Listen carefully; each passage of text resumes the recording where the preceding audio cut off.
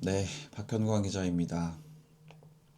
오늘은 엠바고 파기권과 관련해서 얘기를 좀 하려고 합니다. 뭐 아시는 분은 아시겠지만 일단 지난 2월 5일 날 뉴스공장 방송에서 대통령 순방 행선지를 노출하는 사고가 있었습니다. 그래서 경호 엠바고 파기를 이유로 지난 2월 13일 청와대 춘추관으로부터 징계를 받았습니다. 출입 정지 2주, 3월 1일부터 14일까지 출입을 할 수 없다라는 징계입니다. 경호 엠바고 파기로 출입 정지 2주, 충분히 납득할 수 있는 결과입니다. 하지만 저는 오늘 징계 수위에 대한 얘기를 하려는 건 아닙니다. 그 외 다른 것이 추가돼서 징계가 된 상황이라 그것에 대한 부당함을 좀 얘기하려고 합니다. 혹자는 그렇게 생각할 수 있을 것 같아요. 뉴스공장이면 청와대에서 굉장히 잘해주는 거 아니냐, 좋은 대우를 받고 있겠지라고 생각하실 수 있을 것 같아요. 전혀 그렇지 않았다. 제가 지금 말하려고 하는 것은 청와대에서 춘추관, 이번 징계의 결정을 내린 춘추관의 판단이 불합리하고 부당하게 다가왔다. 저에게는 그런 얘기를 하는 겁니다.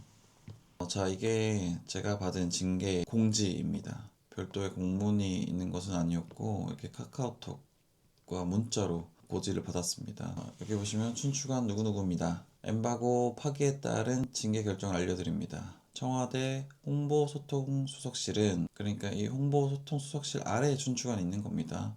최종 징계권자는 홍보소통수석 이겠죠.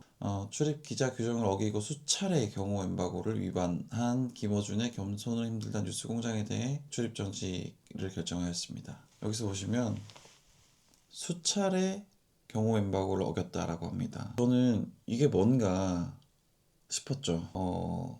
그래서 곧바로 이 춘추관 행정관에게 전화를 해서 왜 수차례냐, 그 수차례 담긴 건이 뭐냐라고 물었습니다. 그랬더니 돌아온 대답은 말레이시아 건과 중국 건이 포함된 것이다 였습니다. 이게 무슨 말인가 싶지만 저는 이 말을 딱 듣자마자 무슨 의미인지 알아들었습니다. 말레이시아랑 중국 순방을 갔을 때 제가 그 현장에서 찍어서 내보낸 영상이 있습니다. 근데 그때도 춘추관에서 상당히 못마땅해 했습니다. 그 영상을 막 삭제하라고도 했고 정식 징계가 아닌 불이익을 주려고도 했었습니다. 그래서 딱 감이 왔죠. 이게 지금 뉴스공장이 명확하게 잘못한 게 하나 딱 잡혔으니까 이때를 이용해서 뭔가 병합해서 처벌하려고 하는 거 아닌가? 가중처벌하려고 하는 건 아닌가?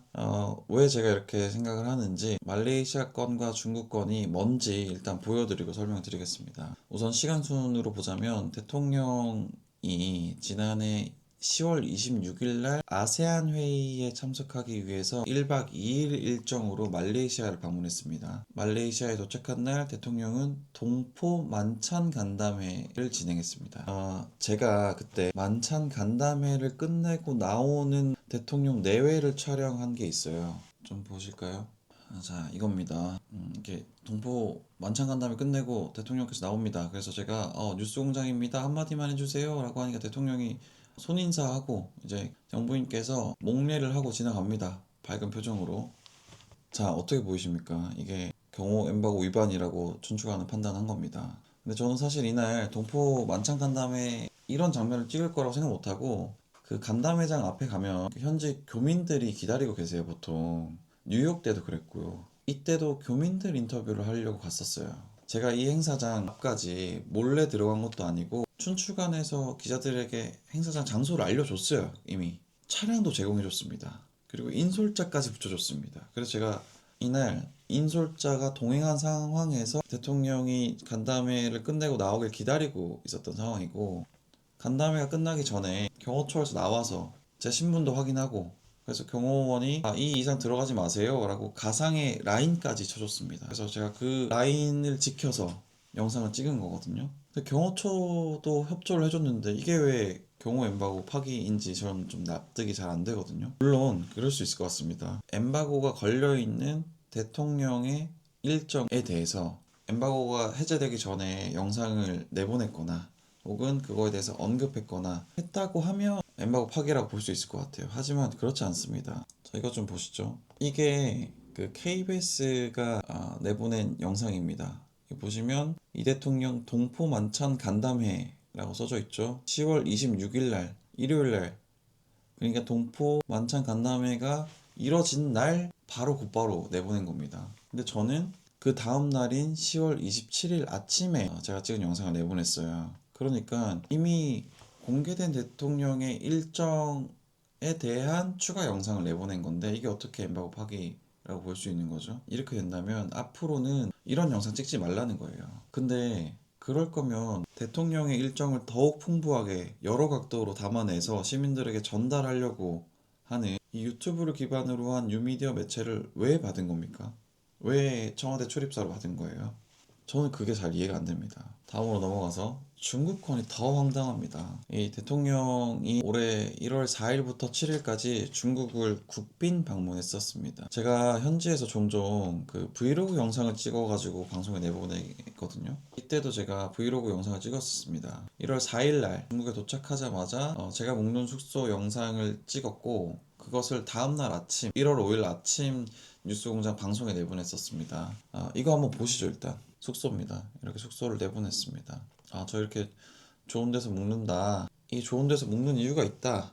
국가의 위상도 있고 순방간 그 나라에 대한 예의이기도 하고. 아니, 기자가 대통령 순방단으로 왔는데 막 후진 곳에서 묵을 수는 없잖아요. 아무튼 이렇게 내보냈고, 춘추관에서는 이것이 경호엠바고 파기라고 판단을 한 겁니다. 좀 당황스럽긴 하죠. 왜냐면 이제 기자가 묵는 숙소잖아요. 만약에 기자단이 대통령이랑 같은 호텔을 쓴다라고 하면 제가 이렇게 내보낸 영상이 문제가 될 수 있다고 생각해요. 근데 순방 때마다 기자단은 대통령과 다른 숙소를 씁니다. 그런데 도대체 뭐가 문제라는 건지 잘 납득이 힘들고, 그리고 이게 정말 문제다라고 했을 때, 문제라고 한다면 춘추관에서 저에게 그 전에 말할 수 있었다고 생각합니다. 그러니까 제가 이제 숙소를 찍어 내보낸 것이 처음이 아닙니다. 여기 보시면 이게 지금 뉴욕의 숙소입니다. 뉴욕 숙소에서 밖을 바라본 전경이고, 여기도 보시면 제가 숙소를 배경으로 브이로그를 찍고 있죠. 근데 이게 왜 문제가 되는지, 문제가 된다고 칩시다. 이게 사실 명확한 가이드라인이 없는 상황에서 벌어진 일이기 때문에 저한테 경고를 주고 다음부터 하지 마세요 라고 말할 수 있는 거죠. 근데 그런 얘기가 없었어요. 제가 그런 얘기 들으면 안 찍죠. 이런 거 숙소 찍는 게 막 엄청 필수적인 일이 아니기 때문에. 경고를 했는데 또 다음에 했으면은 뭐 징계를 할 수 있다고 보는데, 그것도 아닌데 이렇게 징계를 한다? 갑자기 이번에 와서 다른 건과 병합해서 징계를 한다? 좀 납득하기 힘들었습니다. 그래서 이의 제기를 했습니다. 정식으로 이렇게 저희가 이의 제기를 했죠.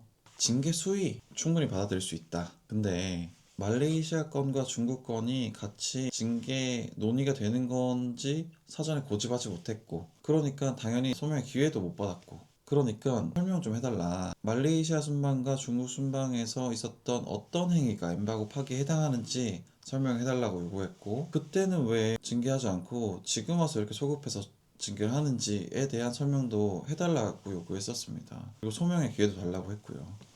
이렇게 이의제기한 게 지난주 금요일 2월 20일입니다. 하지만 2월 23일 월요일 날 이렇게 답이 왔어요. 알려드립니다. 뉴스공장 엠바고 파기 징계에 대한 이의제기에 따라서 어떤 절차를 진행했고, 뉴스공장에 대한 14일 출입정지 징계를 유지하기로 결정했다. 말레이시아 건과 중국 건이 왜 경호 엠바고 파기에 해당하는지에 대한 설명이 전혀 없습니다. 그리고 이의 제기가 받아들여졌는지 안 받아들여졌는지에 대한 설명도 없어요. 왜냐하면 우리는 징계 수위에 대해서 이의 제기를 한 게 아니기 때문에. 그래서 제가 연락을 해서 다시 물어봤죠.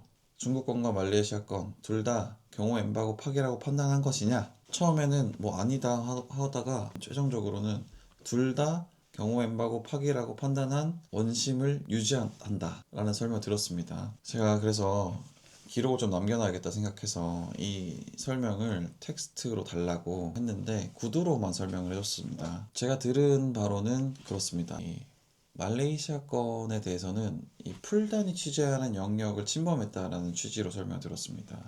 그러니까 풀단이 취재하는 곳에는 가지 않는 것이 상식적인 범위이고 암묵적인 룰이라는 설명을 들었습니다.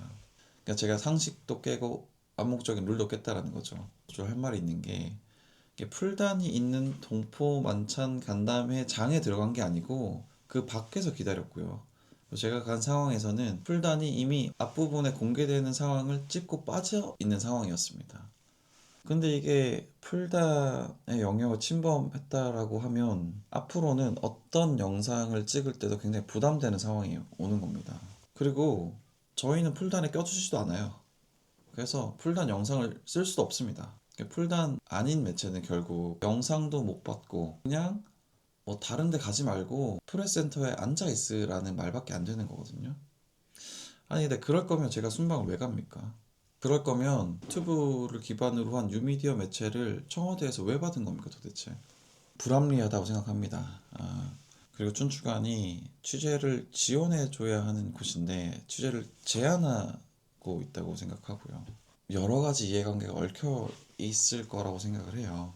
다 말을 하진 못하겠지만 아무튼 제가 지금 뭐 이런 얘기를 좀 짚고 넘어가는 이유는 앞으로 뉴미디어 매체들이 더 들어오게 될 텐데 역할이 더 커질 수밖에 없을 텐데 그럼 제대로 일을 할 수 있겠는가. 그래서 한 번쯤은 짚고 넘어가야겠다 생각했습니다. 저도 이런 얘기 하는 거 굉장히 불편합니다. 그리고 친한 기자들 이거 하지 말라고 말렸어요. 왜냐면 제가 이런 안 좋은 얘기 하면 춘추관에서 싫어할 거고 그러면 저는 출입처 생활이 더 힘들어지겠죠. 가서 눈치도 봐야 될 거고. 근데 그래도 할 말은 해야 된다라고 생각했습니다. 뭐 저도 순방 가서 프레스센터에만 앉아 있는 거 그랬으면 좋겠어요, 솔직히 말하면. 근데 이왕 갔는데 뭐라도 하나 새로운 거, 새로운 장면, 새로운 소식을 시청자들에게, 시민들에게, 국민들에게 전하는 게 도리가 아닌가. 그래서 진짜 열심히 하는데 그 의지가 꺾이는 일만은 좀 없었으면 좋겠다라는 바람도 좀 덧붙여 봅니다. 예, 오늘은 여기까지.